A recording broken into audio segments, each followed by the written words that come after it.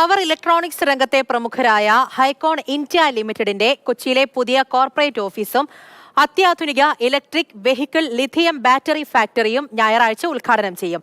Kakkanad Kinfra international convention സെന്ററിലാണ് പരിപാടി. ആദ്യഘട്ടത്തിൽ 52,000 ചതുരശ്രയടി വിസ്തൃതിയിൽ കോർപ്പറേറ്റ് ഓഫീസും ഇലക്ട്രിക് 3 വീലറുകളും ലിഥിയം ബാറ്ററികളും നിർമ്മിക്കാനുള്ള യൂണിറ്റും ഉൾപ്പെടുന്നുണ്ട്. ഈ ഫാക്ടറി സോളാർ പ്ലാന്റും ബാറ്ററി എനർജി സ്റ്റോറേജ് സിസ്റ്റവും ഉപയോഗിച്ച് പൂർണ്ണമായും ഹരിതോർജ്ജത്തിലാണ് പ്രവർത്തിക്കുന്നത്. മന്ത്രി പി രാജീവ് ഫാക്ടറി ഉദ്ഘാടനം ചെയ്യും. 34 വർഷം മുമ്പ് ചെറുകിട വ്യവസായ സംരംഭമായി ആരംഭിച്ച ഹൈക്കോണാണ് ബ്രാൻഡ് നാമത്തിൽ ആദ്യമായി ഇൻവെർട്ടർ അവതരിപ്പിച്ചത്. ഇന്ന് 3 നിർമ്മാണ യൂണിറ്റുകളും 500ഓളം പ്രൊഫഷണലുകളും 10 ലക്ഷത്തിലധികം സംതൃപ്ത ഉപഭോക്താക്കളുമുണ്ടെന്ന് കമ്പനി അറിയിക്കുന്നുണ്ട്.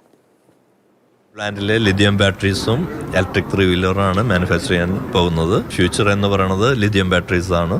കാരണം സാധാരണ കൺവെൻഷണൽ ബാറ്ററി മാറി ലിഥിയം എന്ന ടെക്നോളജി വന്നതോടുകൂടി ഒരു എക്സ്പോണൻഷ്യൽ ഗ്രോത്ത് ഉള്ളൊരു സെഗ്മെൻ്റാണ് ലിഥിയം ബാറ്ററി.